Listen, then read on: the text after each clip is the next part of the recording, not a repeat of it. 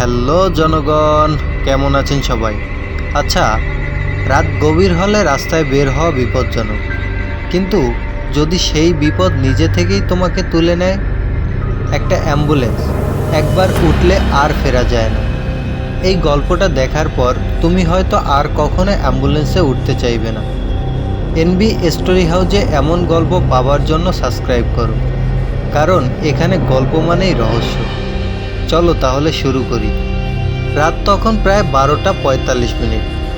ঢাকার ব্যস্ত রাস্তাগুলো তখন প্রায় ফাঁকা।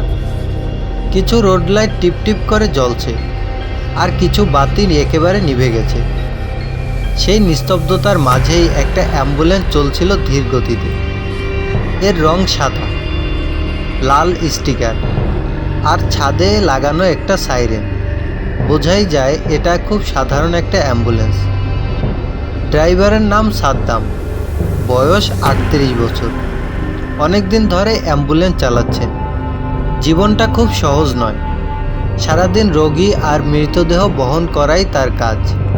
পাশের সিটে বসেছিল আবদুল্লাহ, বয়স 24 বছর। নতুন চাকরিতে যোগ দিয়েছেন মাত্র কয়েক মাস হলো।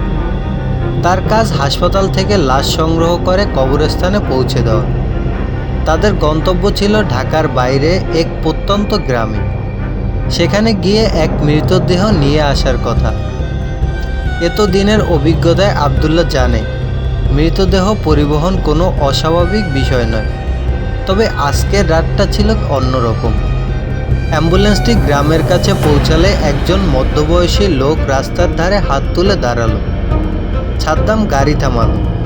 লোকটি ছুটে এসে বলল, ভাই, একটা লোক খুব অসুস্থ, হাসপাতালে নিতে হবে, প্লিজ একটু সাহায্য করেন। আবদুল্লাহ প্রথমে একটু দ্বিধায় পড়ে গেল। এটা তো ডেড বডি নেওয়ার গাড়ি। কিন্তু লোকটির আতঙ্কিত মুখ দেখে আপত্তি করার সুযোগ পেল না। সাদ্দাম দরজা খুলে দিল। একজন রোগীকে স্ট্রেচারে তুলে গাড়ির ভেতরে রাখা হলো।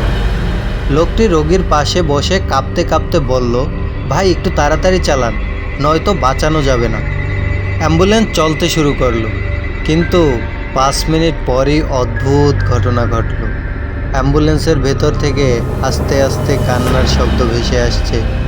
আবদুল্লাহ প্রথমে ভেবেছিল লোকটি কাঁদছে, কিন্তু কান্নার শব্দটা কেমন যেন একেবারে বাচ্চাদের মতো।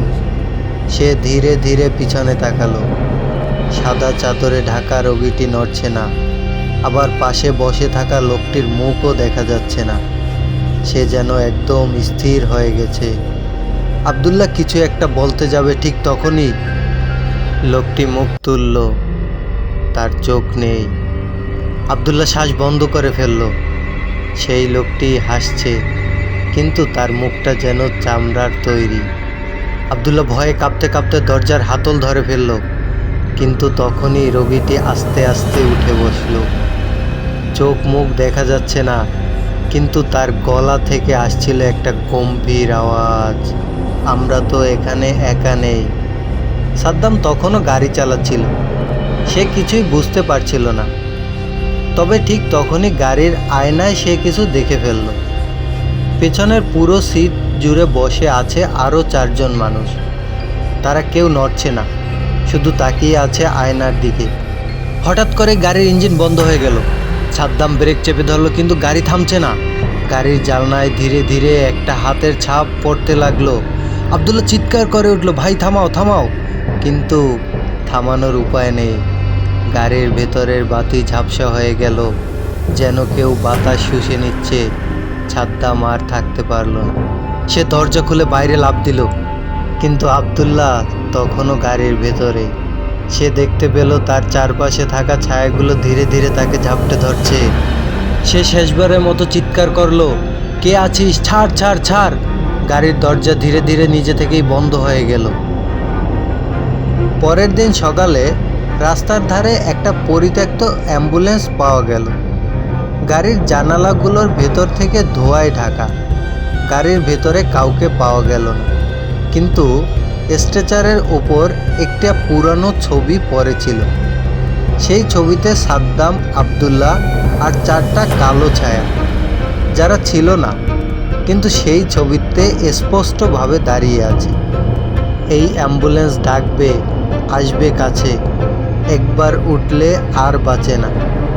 রাতের বেলা যদি ডাক শোনো, পিছনে ফিরে দেখো না কখনো, কারণ যারা একবার উঠেছিল তারা কি সত্যিই ফিরে এসেছে? এই গল্পটি হয়তো কল্পনা, কিন্তু বাস্তব জীবনেও অনেক ভয়াবহ সত্য লুকিয়ে থাকে। কিছু কিছু ঘটনা বুঝে ওঠার আগেই ঘটে যায়, যেমন দুর্ঘটনা, মৃত্যু বা রহস্যময় কিছু পরিস্থিতি। এমন অনেক গল্প আছে যেখানে কেউ নিখোঁজ হয়েছে, কোনো ক্লু পাওয়া যায়নি, কিংবা কোনো রহস্যের ব্যাখ্যা আজও মেলেনি।